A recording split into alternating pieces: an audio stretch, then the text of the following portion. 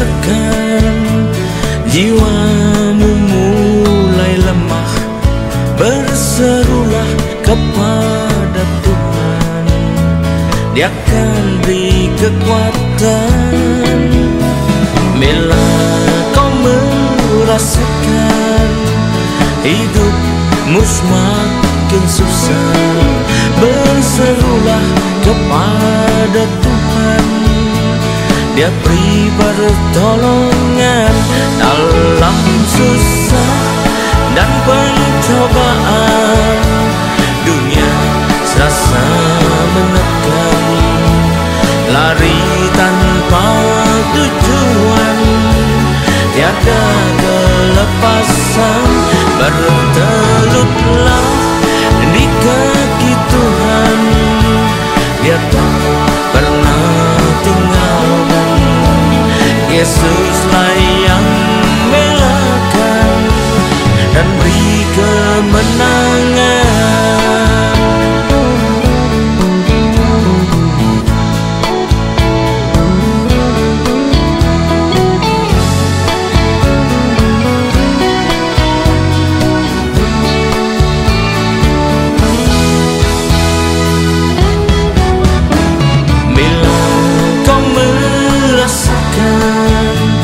Jiwamu mulai lemah, berserulah kepada Tuhan, Dia akan beri kekuatan. Bila kau merasakan hidupmu semakin susah, berserulah kepada Tuhan, Dia beri pertolongan dalam susah dan pencobaan. Dunia serasa menekan, lari tanpa tujuan, tiada kelepasan. Bertelutlah di kaki Tuhan, Dia tak pernah tinggalkan. Yesuslah yang melakukan dan beri kemenangan dalam susah dan pencobaan. Dunia serasa menekan, lari tanpa tujuan, tiada kelepasan. Bertelutlah di kaki Tuhan, Dia tak pernah tinggalkan. Yesuslah yang melakukan dan beri kemenangan. Yesuslah yang melakukan dan beri kemenangan. Yesuslah yang melakukan dan beri kemenangan.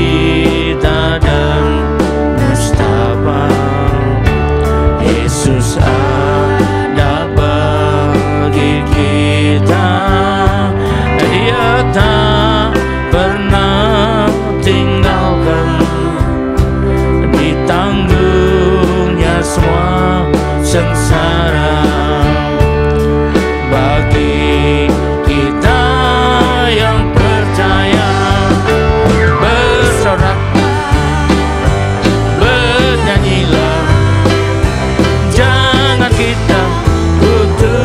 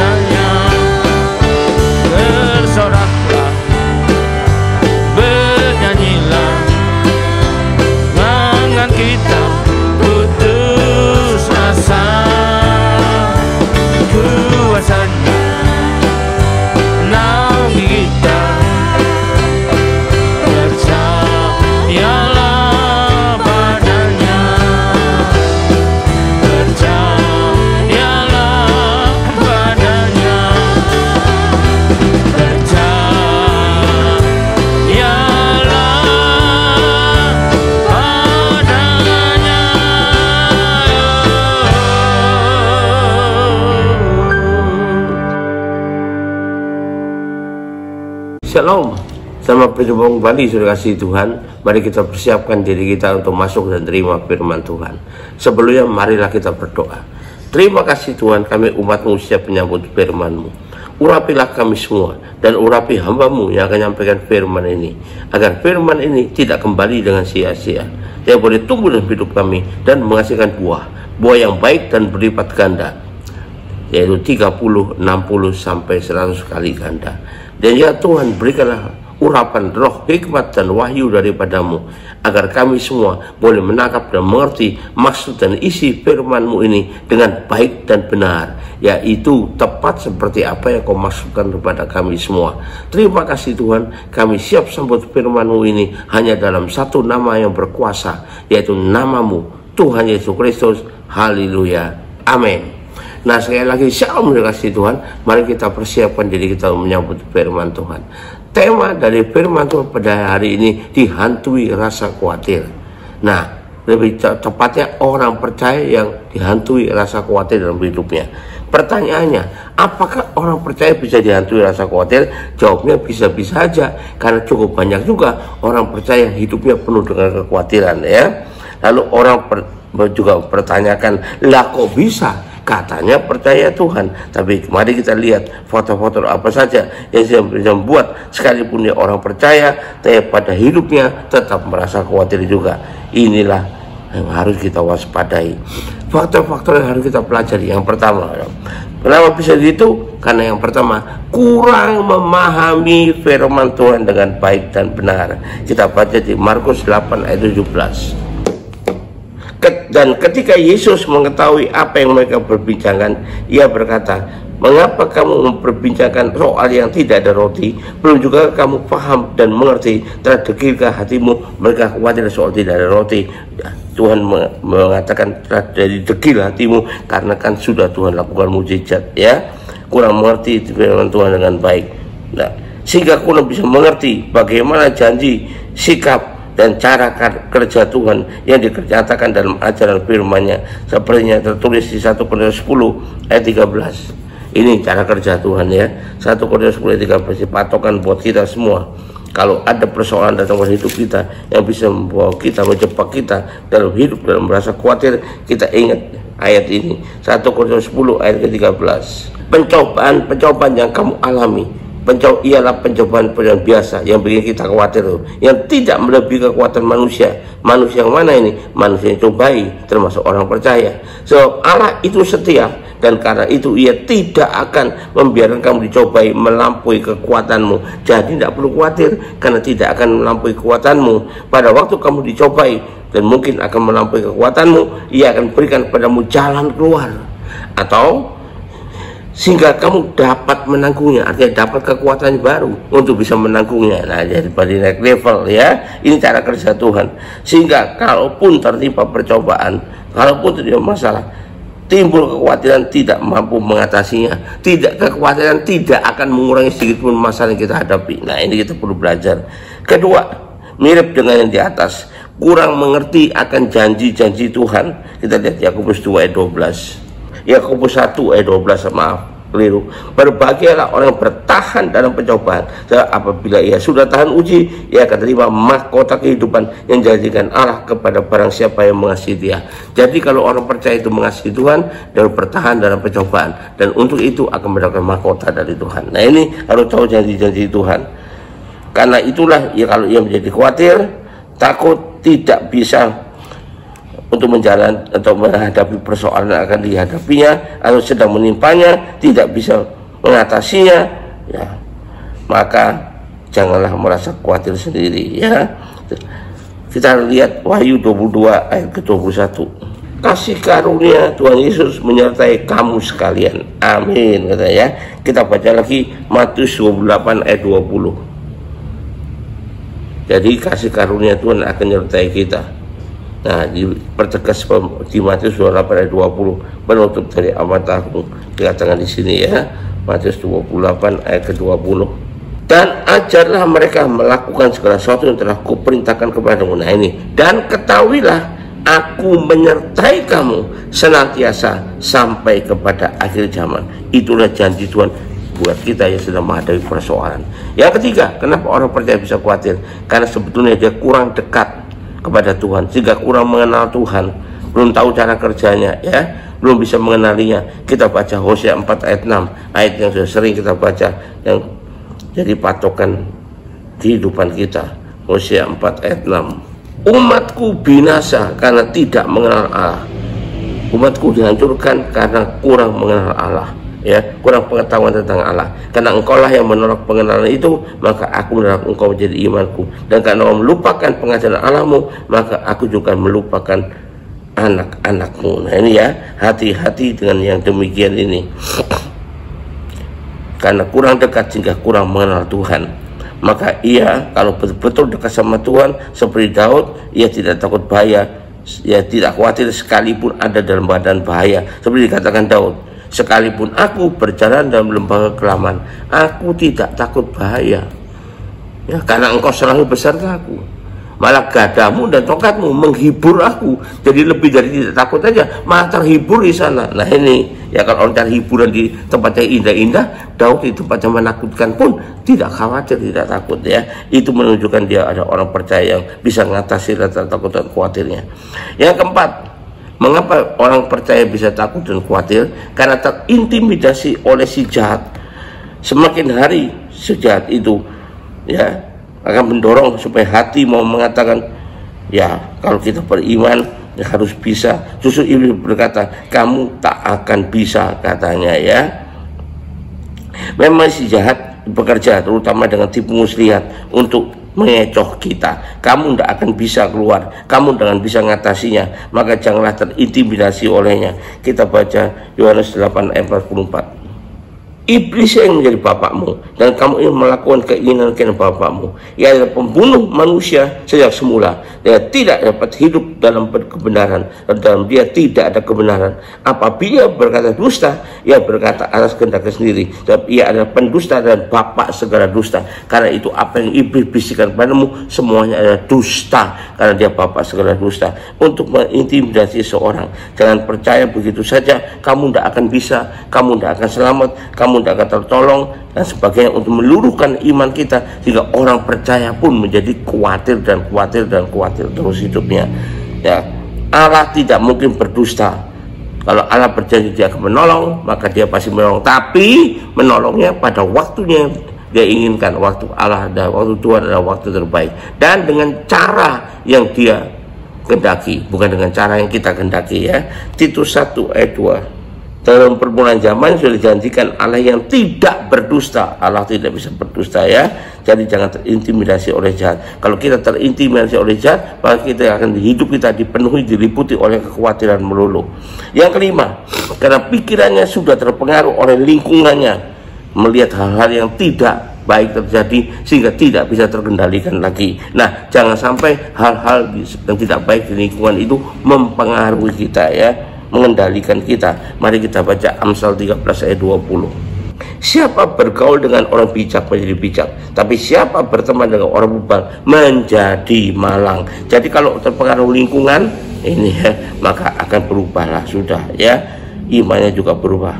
Karena pikiran kita lah yang menjajah kehidupan kita. Terkadang seperti mengecilkan Tuhan, mengecilkan perannya, mengecilkan kuasanya di dalam hidup kita, dan itulah yang membuat kita menderita karena ketakutan, karena kekhawatiran, stres karena kekhawatiran ini. Mari kita ingat, Allah kita adalah Allah yang sanggup melakukan segala perkara. Kita baca Ibrani 7 ayat 25.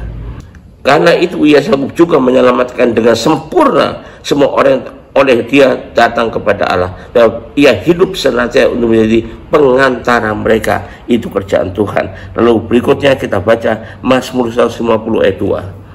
Mazmur 150 ayat yang kedua. Pujilah dia karena segala keperkasaannya, pujilah dia sesuai dengan kebesaran yang hebat. Nah, jadi Tuhan sanggup melakukan segala perkara, tidak perlu kita dipuji oleh rasa khawatir melulu. Yang keenam, mengapa hidupnya penuh dengan rasa khawatir?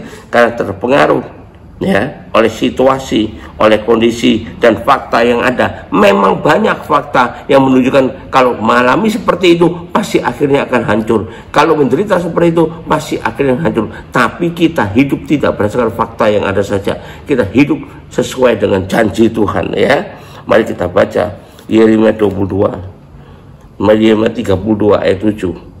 Sesungguhnya Hananiah anak Salum pamanmu akan datang kepadamu dengan usul, belilah ladangku juga anak itu, sebab engkau yang punya hak tebus untuk membelinya, ya. Ayat 27, Yeremia 32 ayat 27. Sesungguhnya akulah Tuhan Allah segala makhluk, adakah sesuatu apapun yang mustahil untukku. Jadi kalau buat orang itu mustahil, buat Tuhan tidak ada yang mustahil. Kalau kita tertimpa, kalau Tuhan turun tangan, pasti Tuhan akan menyelesaikan dengan sebaik-baiknya. Itu perlu kita pegang, jangan terpengaruh oleh fakta yang ada, ya, yang dilihat. Karena kita banyak melihat dan mengetahui akan banyak orang yang tidak mampu bertahan, tidak mampu melalui situasi semacam itu urusan mereka. Tapi kalau kita bersama Tuhan, kita akan mampu melalui hal semacam itu, ya. Jangan lupa, kita ini bukan manusia biasa, tapi ada anak-anak Allah, dan Bapa kita benar-benar luar biasa. Bagi manusia nyatanya itu tidak mungkin, tapi bagi Allah tidak ada yang tak mungkin, karena Tuhan yang menolong kita. Jadi Sekaria 4 ayat 6 ayat 13 berkata kepada Zerubabel, bukan karena keperkasaan, bukan karena kekuatan, tapi karena rohku, ya Tuhan, ya. Jadi roh Tuhan yang menolong kita. Misalnya fakta-fakta dunia ini, fakta yang ada menunjukkan kalau terkena penyakit kanker stadium 4 menuju pada kematian, jadi akhirnya pasti mati. Tapi buat umat Tuhan, anak Tuhan, ada juga loh yang hilang tak berbekas, tidak operasi, tidak kemoterapi, hilang tak berbekas, kanker stadium 4, ya. Ada orang terkena sakit AIDS, bukan cuma virus HIV, tapi sudah menjadi AIDS.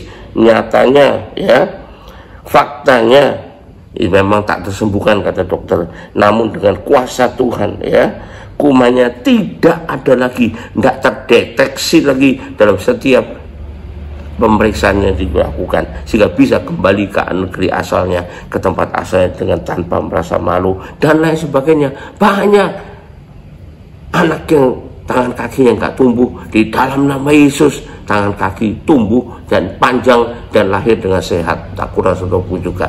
Nah, kuasa Tuhan itu tidak bisa dibatasi. Tuhan bisa melakukan apa saja, ya, yang tidak masuk di akal kita, yang hanya dibatasi dengan melihat fakta-fakta yang ada. Jadi Bapak Ibu yang dikasihi Tuhan, supaya kita tahu apa yang menyebabkan orang percaya diliputi kekhawatiran, kita harus tahu. Yang pertama, karena dia ternyata kurang memahami firman Tuhan dengan baik, ya, dan benar. Yang kedua, mirip dengan yang di atas, kurang mengerti akan janji-janji Tuhan itu bagaimana. Yang ketiga, hidupnya kurang dekat dengan Tuhan, sehingga kurang mengenal Tuhan dengan baik. Yang keempat, dia terintimidasi oleh si jahat, dihasut oleh si jahat. Yang kelima, pikirannya terpengaruh oleh lingkungannya, sehingga tak terkendalikan, teman-temannya dan sebagainya, dia ikuti pikiran orang banyak saja, ya, walaupun belum tentu benar. Yang keenam, terpengaruh situasi, kondisi, dan fakta yang ada, yang dilihat, disaksikannya, tidak berdasarkan pada firman Tuhan. Dan biarlah itu semua kita hindari, kita atasi, sehingga tidak menyebabkan kita hidup dengan penuh kekhawatiran. Haleluya, puji Tuhan. Mari kita akhiri ibadah dengan terima berkat dari Tuhan. Angkat kedua tanganmu, kembalilah ke aktivitas masing-masing dengan berkat terbaik dari Allah Bapa di sorga, dengan kasih karunia dan damai sejahtera dari Tuhan kita Yesus Kristus, juga dengan persekutuan, pertolongan, penghiburan, kekuatan, dan terutama urapan yang penuh dari Roh Kudus yang berikan pada kita kemauan dan kemampuan untuk hidup tanpa rasa khawatir, mulai saat ini sampai sepanjang tahun ini, sampai Maranatha, bahkan sampai selama-lamanya. Yang percaya dan sudah terima berkat Tuhan Yesus, semua katakan amin. Tuhan berkati. Haleluya. Sampai jumpa. Selamat tahun baru.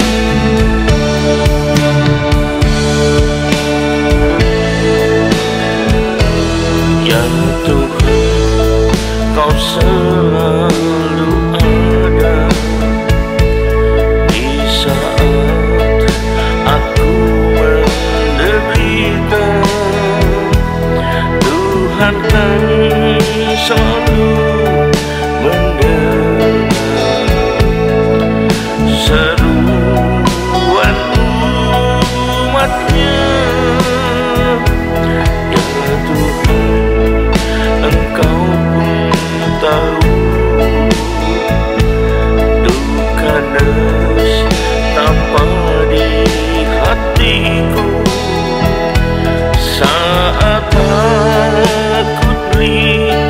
putihku, kau yang menguatkanku, kau tunjukkan jalanmu dan menuntun tiap langkahku.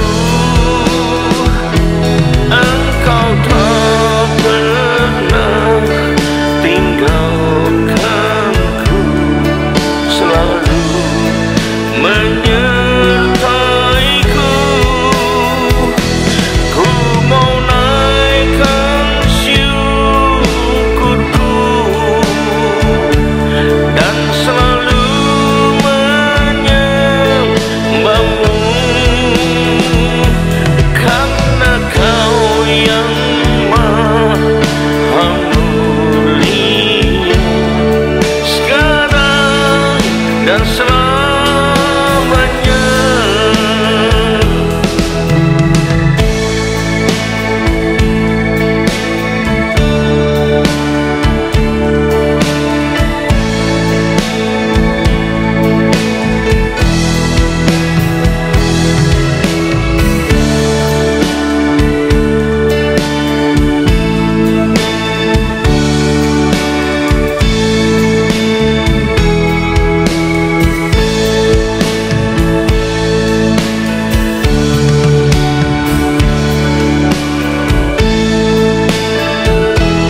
Ya Tuhan, kau selalu ada di saat aku menderita. Tuhan, kau